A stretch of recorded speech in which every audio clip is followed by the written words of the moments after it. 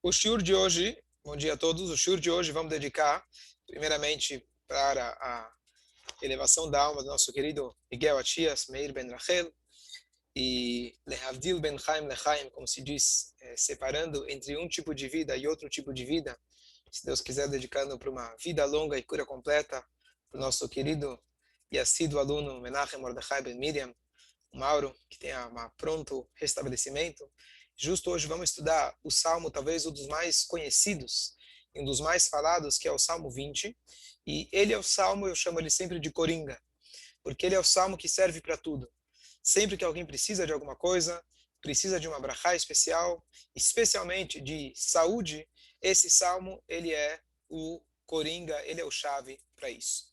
Então, hoje a gente vai começar apenas a estudar de forma geral qual que é a ideia desse salmo, e com certeza em mérito do estudo, em mérito da gente se aprofundar nele, que Hashem possa escutar as preces, as tefilot de cada um de nós, Yamcha Hashem biyom tzara, como ele começa falando, que Hashem escute-nos no dia da nossa aflição, e Hashem ele possa, se Deus quiser, escutar a gente, trazer para a gente refuá, saúde, brachá, parnassá, tudo o que a gente precisa, e o mais importante, que seja Mashiach ainda hoje, se Deus quiser.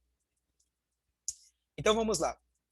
Esse salmo, é, a, o Talmud, ele chama desse salmo de tefilá, reza. Qual que é a novidade? Normalmente, quando a gente se refere ao Tanakh, os livros da Torá, Neviim, dos profetas, e mesmo as escrituras, eles não são rezas, ou são leis, ou são relatos, ensinamentos, tudo com a palavra de Hashem, escrito pelos nossos profetas, de forma profética, mas não são rezas. Os salmos, nós, de forma geral, adotamos eles, muitos deles, como rezas, pedidos, louvores. Mas o Talmud, ele fala o seguinte, entre todos os salmos, ele chama de o capítulo 20, essa é a reza. Da onde eu sei, então deixa eu só fazer um parênteses. Qual que é a relevância de chamar disso de reza? Então, quando eu falo que é a reza em relação aos salmos, eu me refiro a esse salmo. Ou seja, esse salmo, além de estudo, além de ser mais um capítulo dentro do livro de Davi, ele tem a força de reza. E no sentido mais simples, quando a gente fala de reza, reza é um pedido. E quando a gente fala de pedido, significa eu peço para Deus e eu espero que ele atenda a minha reza. Então, da onde eu aprendo, da onde eu sei que isso é uma reza? Então, agora eu vou fazer um parênteses, que dessa passagem, do capítulo 20, o Talmud, ele ensina para nós a estrutura da nossa reza diária. Então, vamos agora deixar o capítulo 20 de lado, e eu vou fazer uma pequena explicação da estrutura da nossa reza. Vocês sabem que, originalmente, a reza nossa era feita sem sidur, cada um nas suas palavras. Ok, então vamos lá. Então, o que acontece? A estrutura, então, originalmente, cada um falava nas suas linguagens. Depois vieram sábios, na época do segundo templo, e falaram, bom, as pessoas não têm a linguagem adequada para se comunicar com Deus. Então, vamos estipular uma reza fixa, que ela resume todos os pedidos das pessoas. E aí eles fizeram a Amidá. Pronto, a Amidá é a reza, é os pedidos, é os louvores, é o agradecimento, e a gente resume tudo que a gente precisa, está lá. Bom, falaram nossos sábios, nós temos uma outra mitzvah todos os dias. Nós temos a mitzvah da leitura do Shema. Então, por que não a gente já emendar o Shema com a Amidah? E a gente já faz um combo. Bom, mas o Shema, os sábios estipularam que eu tenho uma brachá para fazer o Shema. Duas brachot antes, duas depois. Então já vamos juntar. Bom, mas para eu poder me concentrar no Shema, aí eu preciso também uns capítulos de salmo, de louvor, e assim por diante. Bom, antigamente eles faziam sacrifícios, então preciso fazer a leitura do sacrifício, e assim por diante. Então, o Sidur ele foi engrossando com o tempo. E aí tivemos, finalmente, o Sidur como a gente tem ele no modelo atual. Mas só para a gente entender, originalmente, a Midá, ela era a reza. E ela continua sendo a parte central de toda a reza. Agora, a estrutura da reza, eles colocaram, os sábios colocaram, o Shema Israel antes da Amidá. E entre o Shema e a Amidá, eles colocaram uma bênção, que é a bênção termina com as palavras, Gaal Israel, que Deus, ele redime o povo judeu. Então, o Talmud, o primeiro tratado do Talmud, ele tem várias páginas explicando como que é essa estrutura, que você não pode interromper. Por exemplo, na hora que você fala Gaal Israel, imediatamente você tem que começar a Amidá, e assim por diante. Por que isso? Então, aqui tem uma regra super importante da gente saber, que é a seguinte. Os sábios, quando eles vêm dar para a gente uma diretriz, apesar que essa diretriz pode ser uma novidade que não existia na época de Moshe, essas novidades sempre vão se basear no pensamento da própria Torá. Então, o que eles fizeram? Eles analisaram o Tanakh. Dentro do Tanakh, eles encontraram um capítulo inteiro que ele é só reza. Qual o capítulo inteiro que é só uma reza? Capítulo 20 dos Salmos. Então eles viram lá, bom, capítulo 20 dos Salmos é uma reza. O que tem antes desse capítulo? Logo antes desse capítulo, a frase anterior, a última frase do capítulo anterior, ao Salmo 20, termina com as palavras Ihiyu leratzon imrei fiv vehegion libi lefanecha Hashem tzuri vegoali. É uma frase que nós falamos 2 vezes na Amidá, que a gente pede, Ihiyu leratzon, que minhas palavras sejam para a sua vontade, Deus aceite minhas palavras, as palavras da minha boca, Imrei fi, as palavras do meu lábio, Hashem tzuri, Deus minha rocha, vegoali, e meu redentor. Então, a última palavra, antes de começar o pedido, é meu redentor. Essa é a Guemará, esse é o Talmud. O que eu queria tirar de toda essa passagem do Talmud? Número 1, por isso nossos sábios estipularam que eu tenho que ter, antes da Amidá, de manhã e à noite também, aquela brachá de Gaal Israel. Eu imediatamente emendo Gaal Israel para logo em seguida começar a Amidá. À noite eu tenho mais uma brachá, mas não vem agora ao caso a explicação. E eu emendo imediatamente a Amidá. E agora, a gente volta para o nosso tema, que se eu quiser analisar da mesma maneira que o Talmud ele foi procurar aonde o Talmud achou reza dentro de todo o Tanakh, é o capítulo 20. E é nesse ponto que eu queria chegar. Para a gente entender a importância desse salmo. Todos os salmos são rezas, todos os salmos são louvores, todos os salmos a gente já encara eles como reza. Mas dentro de todos os salmos, qual foi aquele que os sábios colocaram e equipararam ele e usaram como base para a Amidá, que nós fazemos todos os dias do ano, no mínimo 3 vezes por dia, se não mais, é o Salmo 20. Então aqui a gente já começa a ter uma noção da importância desse salmo. Esse é ponto número 1. Ok? Então essa é a nossa primeira introdução. Vamos agora, eu vou agora compartilhar com vocês. Hoje eu vou fazer uma leitura. Eu vou compartilhar a tela. A gente vai fazer hoje a primeira leitura dos Salmos. Depois, se Deus quiser, a gente vai reler ele com mais calma. Hoje é só para a gente compartilhar algumas ideias gerais. Lam Natseach Mizmor le David. Para o líder, um salmo de David. Uma das coisas que a gente vai discutir hoje é saber o contexto histórico desse salmo. Como eu falei no outro shiur, existem discussões sobre cada um dos salmos, sobre qual momento da vida de David, ou momento na história do povo judeu, está se tratando esse louvor, esse pedido, etc. Ya'ancha Hashem beyom tzara, que o Senhor responda na hora da angústia. Te responda, quer dizer, Davi está falando para você. Yesagev Hashem Elokei Yaakov. O nome de Deus de Yaakov te mantenha seguro. Ishlach Ezrecha Mikodesh, que ele lhe envie ajuda do santuário, o Mitzion e Sadeka, e sustento de Tzion. Izkor Kol Minchotecha, que ele receba todas as suas oferendas. veolatcha yedashne sela, e aprove todas as suas queimadas, ou seja, os seus sacrifícios. E ten lecha chilvavecha, que ele conceda o seu desejo do coração, vechol atzatcha yemale, e cumpra todos os seus planos. Quem não quer isso cada dia? Que Hashem possa cumprir os nossos planos, fazer aquilo que a gente está pedindo. Neranena bishuatecha, que possamos gritar de alegria em sua vitória. O Veshem Elokeinu Nidgol, organizada por padrões em nome de nosso Deus. Ou seja, Nidgol é uma forma de louvor organizada. Então a gente vai louvar a Deus de forma organizada. Yemale Hashem kol mishalotecha. Deus, ele vai cumprir todos os seus desejos. Ata yadati. Agora eu sei que Hoshia Hashem Meshicho, que Deus, ele vai dar a vitória para o seu Mashiach. Mashiach pode simbolizar o Mashiach futuro, ou na verdade, Mashiach era uma pessoa específica para a guerra, como se fosse um comandante de guerra na época de Davi, etc.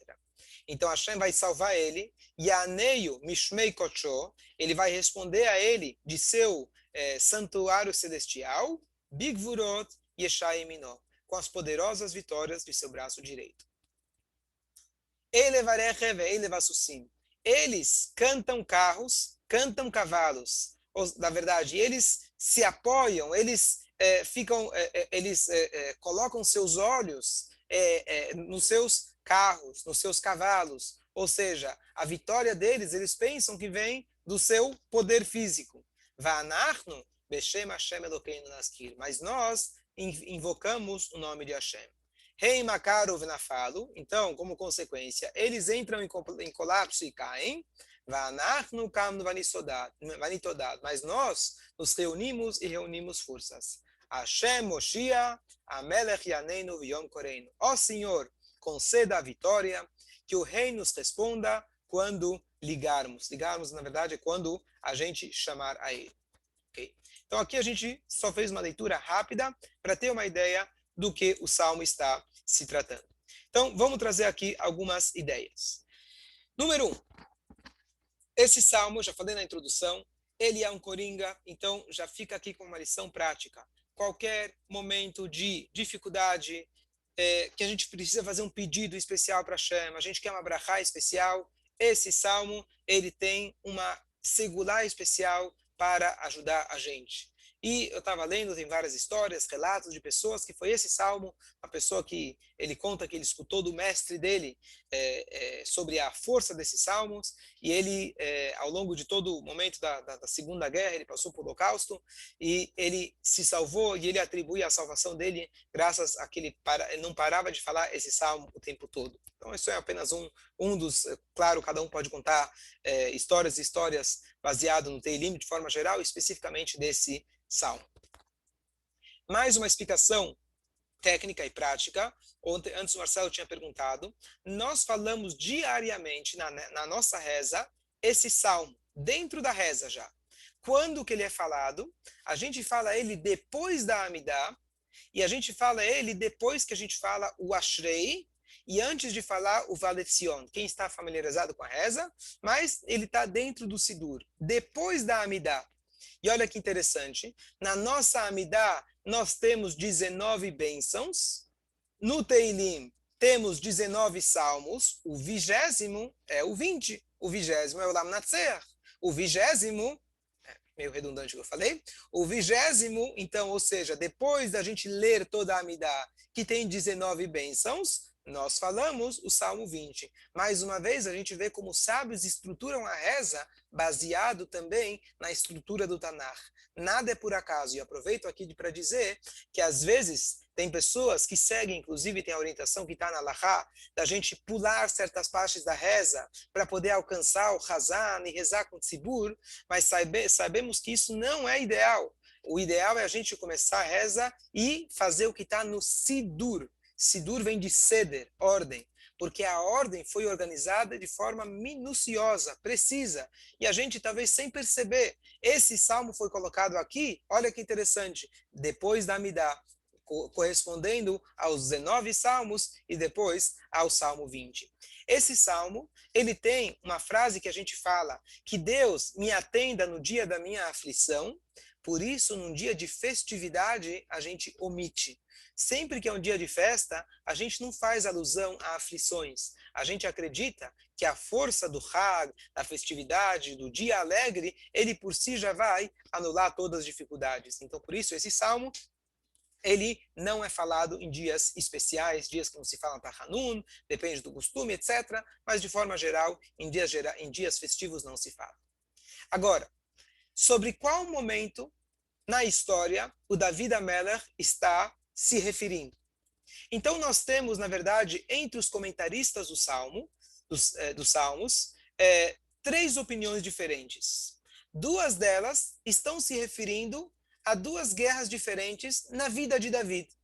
Então, independente agora, sem entrar nos detalhes das guerras, mas o David tem uma frase que o Talmud fala que se não fosse, na verdade, a reza do Davi, o exército ou o general chamado Yoav, que era super potente, super forte de David, nunca teria ganho as batalhas. Ou seja, a reza de David, isso que ele fala, Yancha Hashem, que Hashem te atenda, ou seja, ele está rezando pelo seu exército. Então ele ficava na retaguarda, rezando pelo seu povo, e era isso que garantia a vitória deles. E uma das possibilidades, uma das opiniões, se trata de uma guerra específica, onde o povo sequer precisou fazer uma batalha. Eles se prepararam para a batalha, eles foram até a guerra, mas a guerra foi completamente milagrosa. E aqui eu queria ler para vocês umas palavras de um comentarista clássico muito, muito bonito, ele se chama Rabbeinu Bechaya, que isso remete ao que a gente falou no início do shiur. Ele fala o seguinte,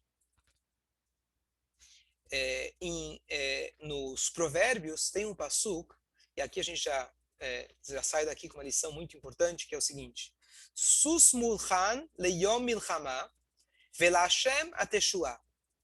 Um cavalo pronto para o dia da guerra, e para Deus é a salvação. Ele fala o seguinte, peraí, se eu dependo da salvação de Deus, para que eu preciso de um cavalo pronto? E se eu tenho o cavalo pronto, para que eu preciso da salvação de Deus? E a resposta é muito óbvia, que a pessoa tem a obrigação, e aqui ele fala uma frase muito bonita, que ele fala o seguinte, eu vou ler em hebraico, que anes einochal ela bechisaron hatev. O milagre, ele não recai a não ser quando falta a natureza. Vou explicar.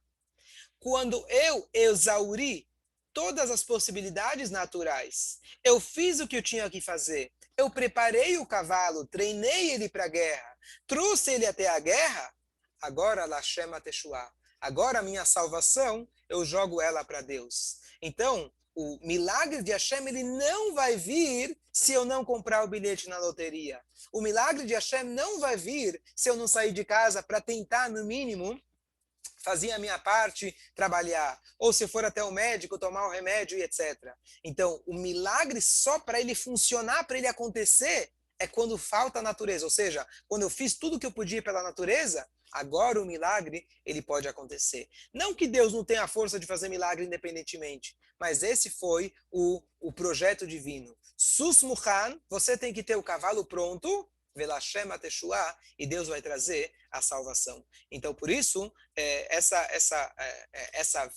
na verdade, é o segredo da nossa vida. Nós, judeus, a gente não fala, Tó Hashem, eu jogo para você. Não, eu faço o que eu tenho que fazer e eu jogo a minha confiança totalmente na Yeshua de Hashem. Às vezes o que eu tenho que fazer é algo mínimo, às vezes é uma ligação, às vezes é uma pequena tentativa, e com isso já é suficiente.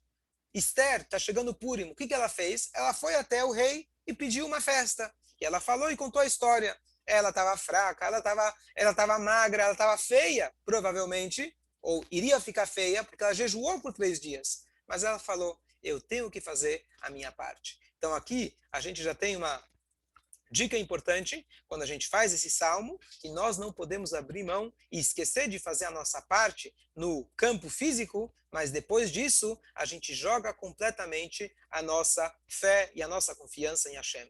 E é isso que o Passuco fala, isso aqui é tão lindo. Eles confiam nas carruagens, ou seja, traduzindo para os dias de hoje, seriam os tanques de guerra, os cavalos seriam a infantaria, a bomba atômica, a tecnologia, os Estados Unidos, os países aliados, os governadores, os países fortes. Isso é o que eles acreditam. Va'anachnu, a nossa fé, Beshem Hashem Elokeinu. A gente chama, clama em nome de Hashem. Essa é a nossa única segurança. Claro, temos que fazer o possível para a gente se proteger. E assim também em relação ao nosso sustento. Muitos pensam que o trabalho, na verdade, o sucesso é o resultado da minha inteligência, da minha capacidade, do meu poder, do meu esforço. Sim, você tem que se esforçar. Você tem que usar a tua capacidade e inteligência que a Hashem te deu. Mas se você conhece pessoas bem-sucedidas, muitos deles não fizeram faculdade, muitos deles iam mal na escola, muitos deles nem eram bons socialmente, não eram bons em nada, eles tiveram brachá de Hashem. O que eles fizeram? Provavelmente fizeram bem a parte deles, se dedicaram para aquilo e a brachá veio. É isso que a gente precisa, em todos os campos, em todas as áreas. Aproveitar, estava justo hoje falando com o médico, que ele acompanhou a recuperação do meu pai, que tem a vida longa, se Deus quiser. Ele reafirmou, e assim todos os médicos que eu encontro, a gravidade do infarto que ele teve, do derrame que ele teve, foi tão grande, e ele falou para mim, ele é médico, ele falou, eu nunca vi uma recuperação tão grande quanto essa. O que a gente fez? A gente chamou a Tzalá, foi no hospital e fizemos o que os médicos mandam fazer, e todas as terapias, etc. Claro, muita dedicação, muito empenho da minha mãe, etc. Mas está nas mãos de Hashem. É o Teilim que a gente fez, é a reza, é os méritos, etc., que garantem uma recuperação que os médicos não conseguem explicar. A gente precisa fazer a nossa parte, mas o sucesso, isso vem completamente de Hashem. E isso é algo que a gente precisa colocar na nossa mente todos os dias. Todo dia, quando você lê esse salmo, não adianta que você já leu ele ontem. Não, eu já sei que vem de Hashem, eu conheço, já ouvi esse shiur ontem, já ouvi esse shiur anteontem, eu sei que vem de Deus. Sim, eu sei disso. Mas a nossa tendência é todos os dias começar a pensar durante a reza, o que eu vou fazer hoje? Qual vai ser meu plano? O que eu vou fazer diferente hoje? Como que eu vou conseguir vender? Como que eu vou conseguir comprar? Como que eu vou conseguir ter um dia diferente e ter mais sucesso, etc. Inclusive, esses pensamentos vêm justo durante a reza. Então, por isso, a gente precisa se lembrar todos os dias que na hora da reza é para você se concentrar. Na hora da reza é para você prestar atenção nas palavras. E as ideias e os pensamentos, etc., eles têm que vir não durante a reza. Eles aparecem durante a reza. Mas você tem que afastar eles, porque a gente tem que pedir para Hashem que esse é 99,9% de tudo aquilo que a gente vai ter como resultado. 1% ou 0,1% é aquilo que a gente faz. Eu vou concluir só com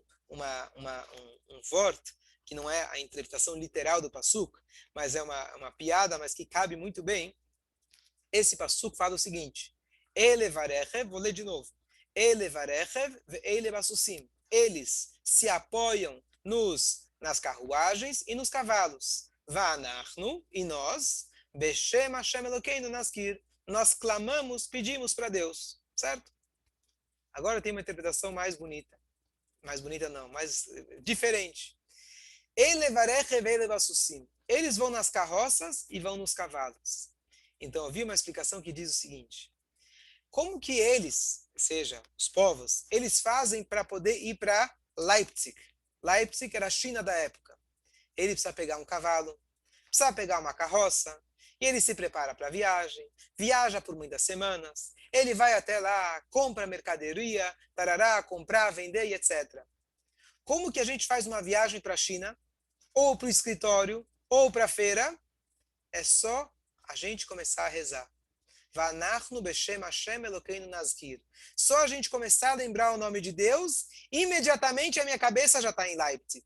Eu não preciso de carroça e carruagem. É só começar a rezar, minha cabeça imediatamente já está na China, já está no trabalho, já está nos meus projetos. É só você começar a rezar imediatamente, você não precisa pegar carro, não precisa pegar nada, do lugar onde eu estou rezando, isso já começa a funcionar, minha cabeça começa a funcionar. E óbvio que é uma piada, porque a gente espera que isso não aconteça. A gente espera que, justo pelo contrário, que você possa se dedicar durante a reza e afastar esses pensamentos. Mas o pensamento é válido para a gente lembrar que durante a reza a gente precisa de concentração total, pedir para Hashem e, se Deus quiser, na próxima aula a gente continua lendo mais detalhes de cada um dos versículos e aproveitar e novamente pedir para Hashem, Refuah Shlema, para Menachem, Mordechai, Ben Miriam, pronto restabelecimento, e que o Mordechai, que está tentando muito ajudar, ele está fazendo a parte dele, e que, se Deus quiser, ele só fazendo a parte dele, Deus vai com certeza fazer o resto, para que tenhamos, se Deus quiser, as melhores notícias possíveis.